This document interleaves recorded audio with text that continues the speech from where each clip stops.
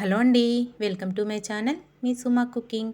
ఈరోజు మన ఛానల్లో అయితే ఒక టేస్టీ మార్నింగ్ బ్రేక్ఫాస్ట్ అయినా లేదు అనుకుంటే ఈవినింగ్ స్నాక్ లాగా కూడా ప్రిపేర్ చేసేసుకోవచ్చండి. మనకి ఒక్కొక్కసారి నైట్ అన్నం వండుకున్నప్పుడు పొద్దున్న పూటల కల్లా కొద్దిగా మిగులుతుంది కదా.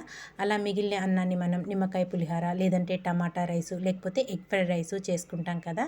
ఒక్కసారి ఈ విధంగా అయితే ప్రిపేర్ చేసి చూడండి, భలే ఫ్లఫీగా చాలా బాగా వస్తుందండి.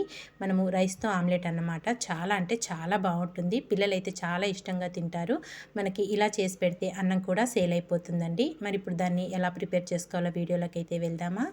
దానికోసం ఇక్కడ ఫస్ట్ ఒక ఖాళీ బౌల్ తీసుకొని దాంట్లోకి ఒక 2 ఎగ్స్ని పగలగొట్టుకొని వేసేసుకోవాలి. మీరు తీసుకునే అన్నం క్వాంటిటీని బట్టి ఎగ్స్ అనేటివి వేసుకోవాలండి. ఇక్కడ నేను 1 కప్పు వరకు రైస్ తీసుకుంటున్నాను కాబట్టి 2 ఎగ్స్ అయితే కరెక్ట్గా సరిపోతాయి. దీంట్లో ఒక చిన్న గ్లాసుల వరకు పాలు అనేటివి యాడ్ చేసేసుకోవాలి. ఎగ్స్లో పాలు కూడా యాడ్ చేసుకొని ఇదంతా బాగా బీట్ చేసేసుకోండి.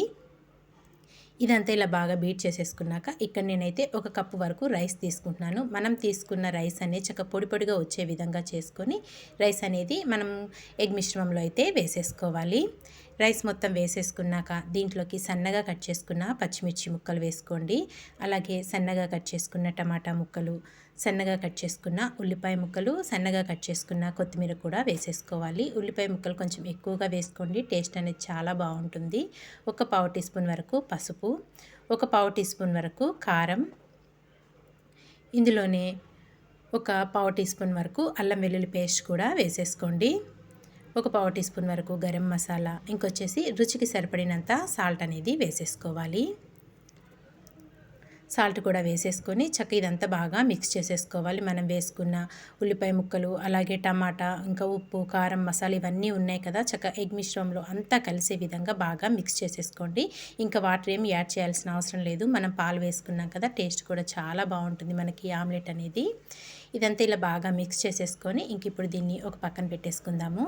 తర్వాత స్టవ్ పైన అయితే ఒక పెనం పెట్టుకొని కొద్దిగా ఆయిల్ వేసుకోండి. ఆయిల్ కొంచెం వేడయ్యాక మనం ప్రిపేర్ చేసి పెట్టుకున్న బ్యాటర్ని అయితే వేసేసుకోవాలి. ఎగ్గు అలాగే రైస్తో కలిపి పెట్టుకున్నాం కదా, ఆ బ్యాటర్ని అంతా వేసేసుకోవాలి.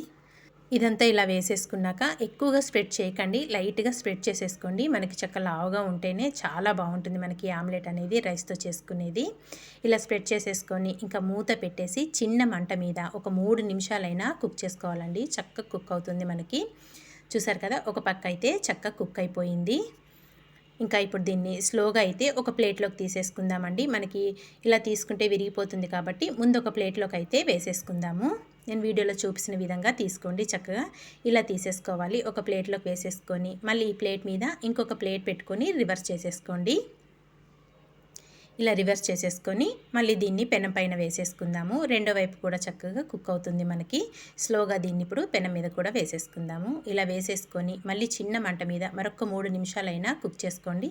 రెండు వైపులా మంచి కాలుతుంది మనకి ఆమ్లెట్ అనేది. రైస్తో ప్రిపేర్ చేసుకుంటున్నాం కదా, అసలు ఎంత బాగుంటుందంటే మాటల్లో చెప్పలేనండి. చాలా బాగుంటుంది, డిఫరెంట్గా ఉంటుంది మనకి. ఇక్కడ రెండు వైపులా కుక్ అయిపోయింది కదా, ఇంక ఇప్పుడు స్టవ్ ఆఫ్ చేసేసుకొని దీన్ని ఒక ప్లేట్లోకి అయితే సర్వ్ చేసేసుకుందాము. ఇంతే అండి, చాలా సింపుల్గా టేస్టీగా రాత్రి మిగిలిన అన్నమే అని కాకుండా నార్మల్గా మనం వండుకున్న రైస్తో కూడా ప్రిపేర్ చేసుకోవచ్చు. ఇంకా ఒక ప్లేట్లోకి తీసేసుకొని చక్కగా పీసుల్లాగా అయితే కట్ చేసేయచ్చండి. ఇలా కట్ చేసేసుకొని చక్కగా తినేయడమే అండి. వేడి వేడిగా తింటే మటుకు చాలా బాగుంటుంది. ఇంకా మనకి ఎలాంటి సాసులు కూడా అవసరం లేదు. మనం ఇందులో రైస్ వేసుకున్నాము, అలాగే ఉప్పు, కారం, మసాలా ఇవన్నీ వేసుకున్నాం కదా, చక్కగా ఫ్లఫీగా చాలా బాగా వస్తుంది.